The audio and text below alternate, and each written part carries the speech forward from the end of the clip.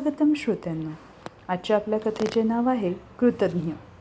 या कथेतून आपण ऐकणार आहोत शिक्षक आपल्या विद्यार्थ्यांच्या जीवनामध्ये किती महत्त्वाची भूमिका घडवतात. ऐका तर मग. ऑफिसमधून घरी जाताना ड्रायव्हरला सूचना देत त्याने मोबाईल सुरू केला. दिवसभर कामाच्या रगाड्यात त्याला वेळच मिळाला नव्हता फोन बघायला. रासकरबाईंच्या 75वा वाढदिवस येत्या रविवारी संध्याकाळी 7 वाजता त्यांच्या नव्या सोसायटीच्या क्लब हाऊसमध्ये साजरा करायचा आहे. तरी सर्व माजी विद्यार्थ्यांनी आवर्जून उपस्थित राहावे असा पवन कदमचा मेसेज दीपक शेटेला मिळाला. बाई 75 वर्षांच्या झाल्या. त्याला आश्चर्य वाटले. खरंच दिवस फार भरभर निघून जातात, तो मनाशीच म्हणाला. त्याने न राहून पवनला फोन केला. मी नक्की येईन. सोबत आईबाबांना पण घेऊन येईन. या कार्यक्रमाकरता काही मदत लागली तर मला सांग. साधारण बुधवारनंतर मी मोकळा आहे असे त्याने पवनला सांगताच पवन त्याला म्हणाला, तू न सांगताच मला खात्री होती. मी मनोज आणि सारंगला म्हणालो देखील, हा दिप्या येणार बघ. लाडका बाबा तू बाईंचा. दिप्या अशी हाक ऐकताच त्याला खूप बरे वाटले. या दिखाव्याच्या जगापल्ल्याडची त्याची खरीखुरी ओळख म्हणजे ए दिप्या हीच होती आणि ती त्याला प्राणप्रिय होती. त्या एका मेसेज आणि फोनवरच्या संवादाने दीपक खूप खुश झाला. काहीसा सैलावत तो गाडीत टेकून बसला. त्याने ड्रायव्हरला AC बंद करायला लावला. खिडकीची काच खाली करून दीपकने गाडीबाहेर पाहिले. पलीकडे फुटपाथवर मुले दिसली. त्यांना बघून तो मनाने आणखी मागे गेला. पार तो शाळकरी होता तिथवर. त्याच आनंदात दीपक घरी आला. रविवारी संध्याकाळी रासकरबाईंचे अनेक माजी विद्यार्थी आवर्जून समारंभाला जमले होते. दीपक त्यांच्या आईवडिलांसह आला होता. दीपकच्या आईबाबांना बघून रासकरबाईंना खूप आनंद झाला. त्यांनी दीपकच्या आईला आपल्या शेजारी बसवून घेतले. अगदी कृश, शरीरयष्टी, सगळे केस पांढरे अशा त्या रासकरबाई. त्या विद्यार्थ्यांनी त्यांचा हृदय सत्कार केला. विद्यार्थ्यांनी केलेल्या या सोहळ्यामुळे बाई अगदी कृतकृत्य झाल्या होत्या. हलक्या पिवळ्या रंगाची काठपदराची साडी, केसात पिवळा गुलाब, मोत्याचे 2 दागिने आणि घसघशीत मंगळसूत्र घातलेल्या बाई काही फरक सोडले तर अजूनही तशाच दिसत होत्या. मोठा घाट घातला मुलांनी. मला कल्पना नव्हती इतका मोठा कार्यक्रम करतील, इतके जण येतील असे बाई म्हणताच खसखस पिकली. इतक्या वर्षांनी देखील मुले आपल्याला विसरली नाहीत. त्यांना मला भेटावेसे वाटले. हीच काय ती कमाई. असे मुलांनी पांघरलेल्या उबदार शालीवरून हात फिरवत त्या म्हणाल्या. त्यांना खूप भरून आले होते. त्याबरोबर सर्वजण उभे राहिले. त्यांनी टाळ्या वाजवत तो हॉल पार दणाणून टाकला. बसा रे खाली, अगदी शिक्षा केल्यासारखे वाटते. बाईंनी हाताने खुणा करत खाली बसायची विनंती केली. मग एकेकाने आठवणी सांगायला सुरुवात केली. बाईंबद्दल सर्वात शेवटी मी बोलेन असे दीपकने सांगितले होते. दीपक काय सांगतो ते ऐकायची बाईंना पण उत्सुकता होती. तो उभा राहिला. त्याने त्याच्या आईच्या हातात एक पिशवी दिली. त्याच्या आईने बाईंची ओटी भरली आणि पिशवीतून राणी कलरची बनारसी साडी काढली. ती बाईंच्या हातात दिल्यावर त्यांना आश्चर्याने दीपककडे पाहिले. दीपकला गहिवरून आले. तो वाकला नमस्कार करण्यासाठी, पण अश्रू लपवू शकला नाही. अहो पाहिलंत का, या दीपकने माझ्या आवडत्या रंगाची साडी आणली आहे माझ्यासाठी. बाईंनी नवऱ्याला साडी दाखवत म्हटलं. बाई, तुमच्या बाबतीतली एकही गोष्ट मी विसरलो नाही. दीपकने हात जोडले. लहान मुलासारखे रासकरबाईंनी त्याला पाठीवर थोपटले. जरा खाकरून दीपकने माईक हातात घेतला. फ्रेंड्स, मुद्दामच शेवटी आणि बराच वेळ बोलणार आहे. मी तशी मनोजला विनंती केली होती. आधीच माफी मागतोय तुम्हा सगळ्यांची आणि बाई तुमची पण, असे म्हणत त्याने मनोगत सांगायला सुरुवात केली. पक्का आठवतं आहे मला. मी 7वीत होतो. 6माही परीक्षेत गणित, इंग्रजीमध्ये मला 100पैकी 12 आणि 20 मार्क मिळाले होते. घरी बाबांना समजले तेव्हा ते नुकतेच गिरणीतून शिफ्ट संपवून आले होते. त्यांचा संताप अनावर झाला. मी पास झालो तर माझ्या पुस्तकाचा खर्च करावा लागणार नाही, पण नापास झालो तर पैशांची जुळवणी कशी करायची हे खरी त्यामागची भावना होती. त्यांनी मला बेदम चोपले.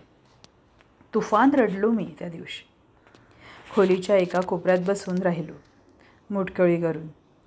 बाप संतापलेलाच होता. रात्र अशी ताणातच निघून गेली. दुसऱ्या दिवशी आई कामाला बाहेर पडणार होती. ती नवरा आणि मुलगा अशा कात्रीत सापडली होती. मी काळा निळा चेहरा घेऊन घरीच होतो. काय मनात आले तिच्या आणि मग तिने मला कामावर नेले. ती 5-6 घरी धुणं भांडी करायची. आम्ही 5 जण, आजी आजोबा अशा सर्वांना 2 वेळ 2 घास मिळणे ही सर्वात मोठी परीक्षा आईबाबा देत होते. मी चाळीतल्या मित्रांच्या संगतीत व्यवस्थित हूड झालो होतो. पोरगं हाताबाहेर जाणार याची लक्षणे दिसू लागल्याने ते चिंतेत होते. आता पटतंय ते, पण तेव्हा वाटायचे जुलमी आईबाप. दीपकचे हे वाक्य ऐकताच बाईंना पण हसू आवरले नाही. त्या हाताची घडी घालून नीट ऐकत होत्या. बाई, सॉरी बरं का, दीपकला लक्षात आलं. चालू दे तुझे, ऐकतोय आम्ही, बाईंनी सांगितलं. तर असा मार खाल्लेला, फुटलेला मी बाईंच्या घरी आईबरोबर दाखल झालो. आईने दाखवलेल्या कोपऱ्यात मान खाली घालून बसलो. बाईंनी माझी विचारपूस केली. शाळा कोणती, किती वाजता असते, काय काय विचारत होत्या. मी मान खाली घालून रडता रडता उत्तर देत होतो. त्यांनी सर्वात पहिले त्यांच्याकडचा तो मग भरून गरम कॉफी दिली. आयुष्यात फर्स्ट टाईम मी सोफ्यावर बसून मग भरून कॉफी प्यायली. सोबत 2 बिस्किटे पण, सॉलिडच वाटले. नंतर माझ्या आईला मला त्यांच्याकडे क्लासला पाठवायला सांगितले. तो क्षण होता माझे आयुष्य बदलायची सुरुवात होण्याचा. बाईंच्या क्लासला सगळी श्रीमंतांची पोरं. मला माझी फाटकी पुस्तकं काढायची पण लाज वाटायची. एकदा क्लास संपल्यावर बाईंनी मला मी शेवटी का बसतो असे विचारले.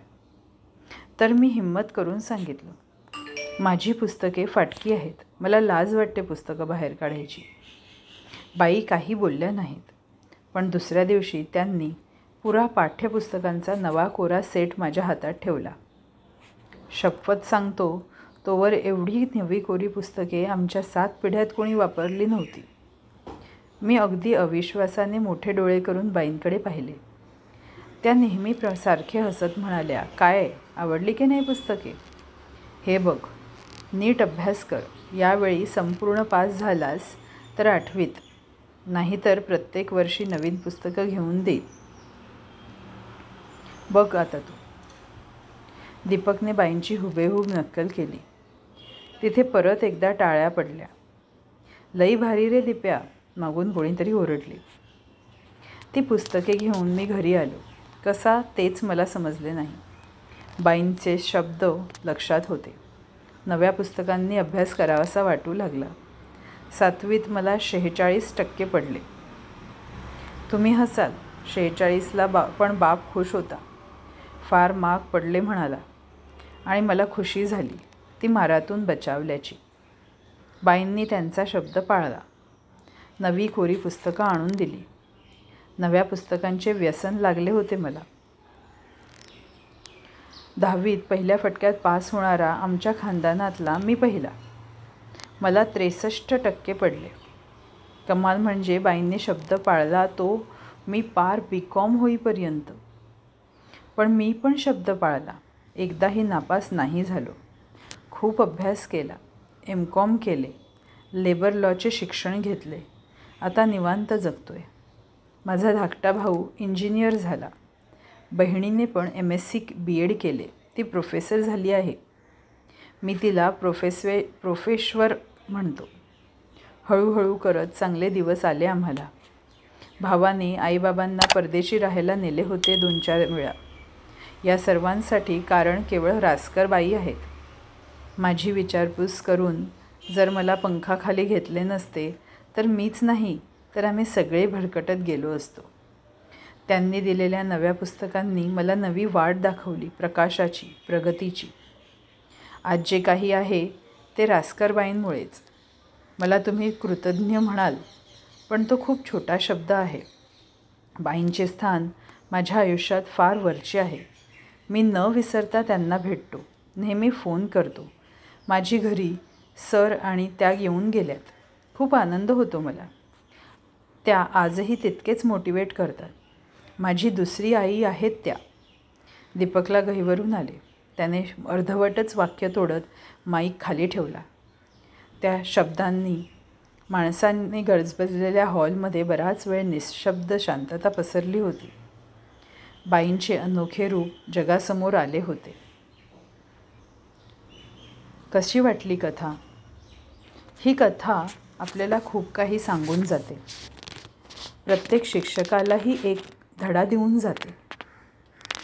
चला तर मग करूया आपल्या विद्यार्थ्यांना मोटिवेट. कशी वाटली कथा मला कमेंटद्वारे नक्की सांगा.